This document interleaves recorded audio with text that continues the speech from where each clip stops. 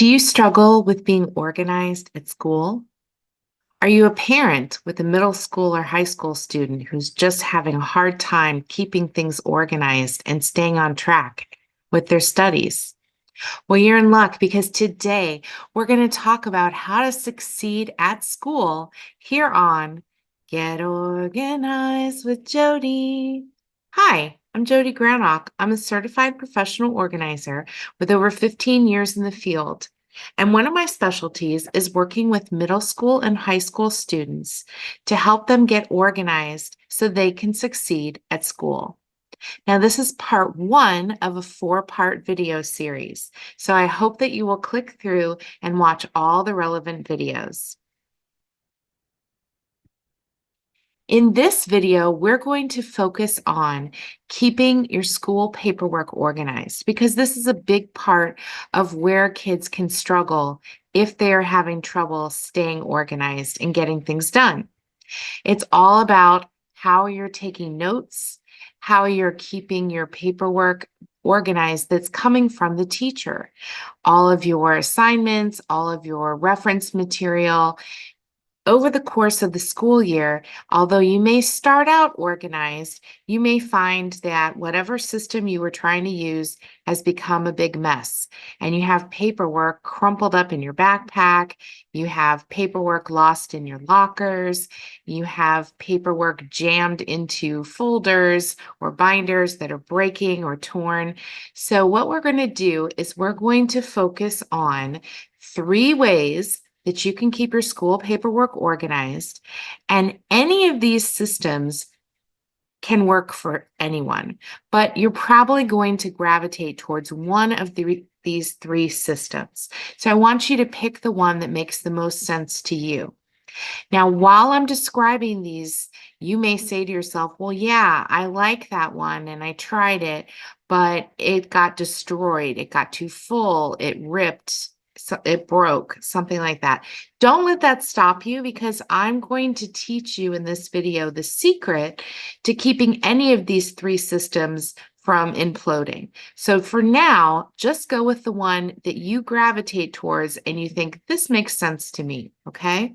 So the first one we're going to talk about are notebooks and folders.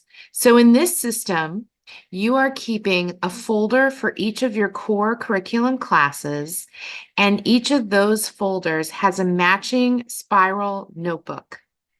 Okay, the important thing about the notebook is that it needs to be a single subject notebook and not one of those 5 subject notebooks that you may have seen at the store. The reason why you want a single subject notebook is because you're going to take notes differently in each class. And if you try using a multi-subject notebook, you will find that you'll fill up one section much faster than another. And before you know it, you're carrying multiple notebooks anyway because you ran out of room for one of your classes. I also recommend using color coding because that makes it easier to find things quickly, especially in your locker. I still remember to this day the colors that I used for my classes because I kept the same colors throughout school. Now you can pick whatever color makes sense to you, but just as an example, for me, history or social studies was always red, math, any kind of math was always blue. Any science class I took was green. Any English class I took was yellow. You can choose whatever makes sense to you, but having a color coding system makes it easy for you to quickly go, oh, I see blue in my locker. There's my math stuff, and you just grab it. So that is the first system, is having folders and notebooks. The second system that you might like is an accordion file. So this is something that usually has a little handle, or it may just be something you could tuck under your arm. There's usually some kind of clip or bungee cord or something, elastic band, not a bungee cord, and you open it up and then it looks kind of like a musical accordion because you could fan it open and it has lots of different pockets in it. So the way to use an accordion file for your classes is that all of your classes would have space in this accordion file, and you would assign 2 different tabs for each class. next to each other. So one would be for all the notes that you would take, and one would be for all the handouts and reference material you would receive. And then you would leave a pouch available also for paper, whether you carry a single composition book and you tear things out, or you're using a lot of loose leaf paper and you just make sure you always carry some paper with you. That's the second system. The third system is a binder system. Now, if you're a parent watching this and you're my age, you may remember this system being known as a trapper keeper, for example. This is a single binder, or you can do it by subject. We'll talk about that in a moment. But on the photo on the left, a binder system means you've got one container, kind of like the accordion file, but inside this container, you've got 3 rings.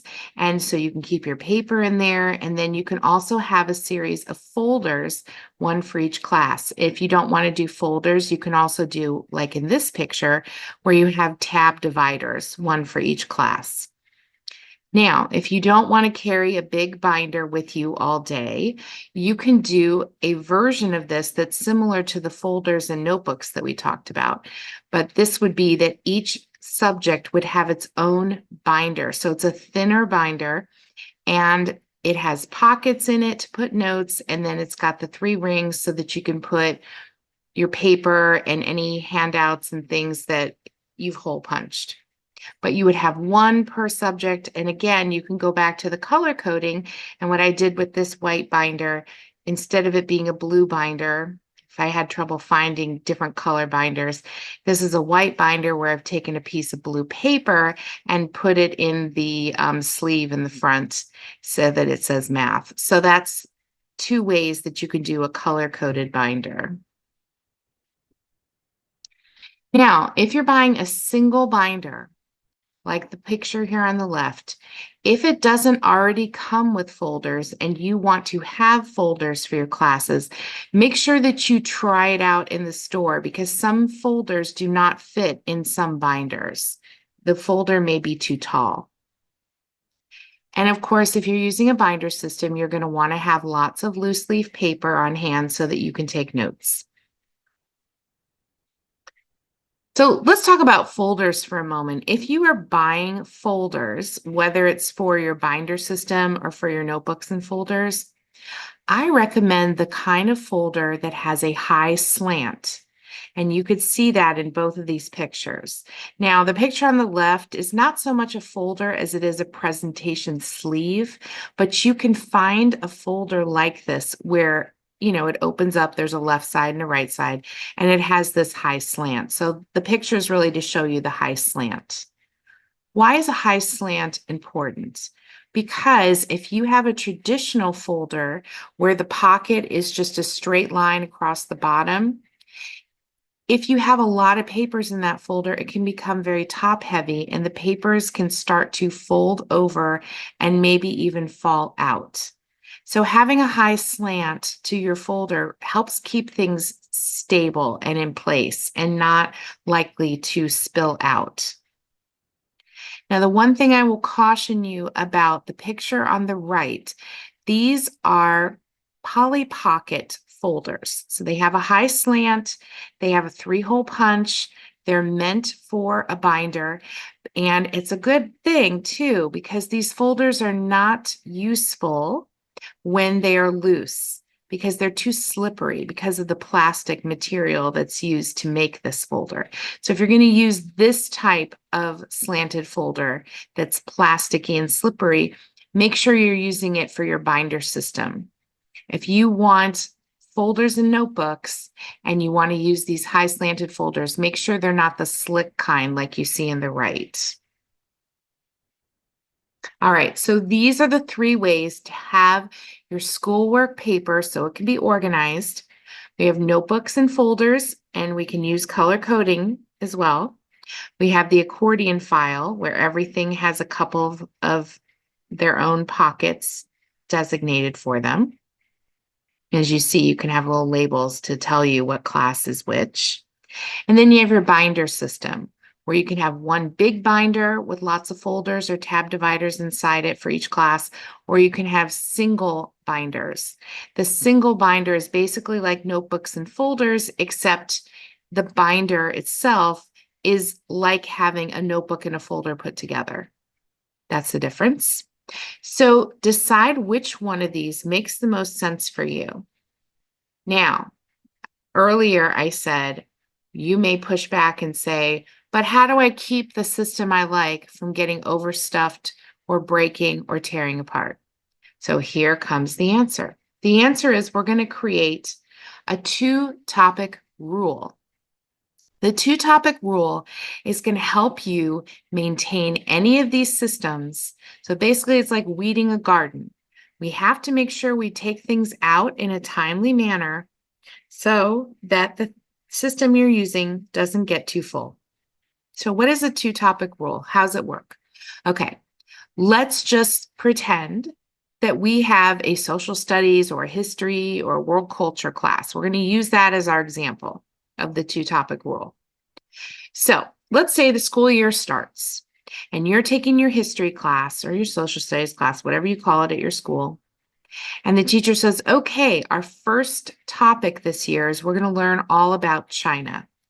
So for the next week or two, you are learning about China, you are reading things, you are taking notes, you are getting some handouts, maybe you have some homework assignments, a test, a quiz, a paper you have to write.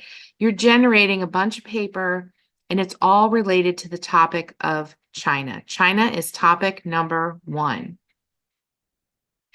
Then you finish learning about China, and the teacher says, now our next topic this year, we're going to learn all about India. So again, you're doing the same thing. You've got your notes, you have your handouts, maybe you have a presentation you gave, a quiz, a test. India becomes your newest topic. China becomes the second topic. It's the older topic. So you have your newest one and you have your older one.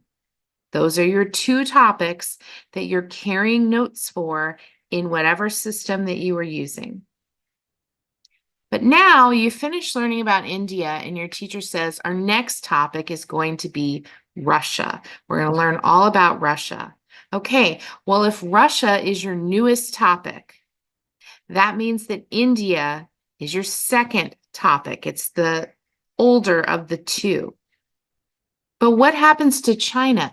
Because China has fallen to number 3. It's the third oldest, right? Russia is the newest. India is the second newest. China has fallen out of the two-topic rule. So the answer is you need a filing system at home. You might have a desk drawer where you can hang some files. Your parents may give you a box like the one you see in this photo, and you have a series of hanging files, and you have one for each class. The important thing about this is that this is staying at home. It's not coming with you to school, but you're not throwing it away either. So the answer is that your China paperwork, once you get to Russia, you want to carry Russia and India, you pull out the China paperwork and you file it in your history folder at home. So every time you start a new topic, you always want to have just the newest and the most recent. You only want to carry 2 topics. So it could be 2 chapters in math. It could be 2 countries in history, whatever it is, okay? You keep those papers until the end of the school year or the end of the semester, depending on the class, because you want to be prepared for final exams. You want to make sure you can go back and reference those notes later, but you don't have to carry them with you the whole year because you're not going to touch on them very often anymore. One of the concepts of being organized is that you want to have the things you use the most, the closest to you. And the less you need something, the farther away it can be. So we didn't throw away our notes on China, but they're at home. And if we need to reference something, we can check on it when we get home that night. Like if you have a discrepancy over a grade, you can go back and say, well, no, I have the paper. I'll bring it in and show you. So that is how the two-topic rule works. Stay tuned for more information on how to be organized at school. Remember, this was just part 1 of a 4-series video.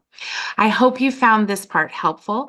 I encourage you to visit organizingmagic.com for more organizing resources, including how to sign up for our free e-newsletter and information about our monthly Zoom webinars, which are also free.